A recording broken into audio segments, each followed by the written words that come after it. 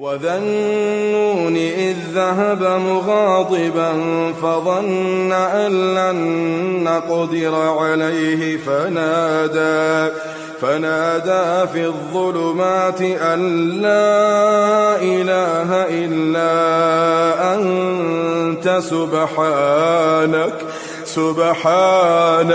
سبحانك إني كنت من الظالمين فاستجبنا له ونجيناه من الغم وكذلك ننجي المؤمنين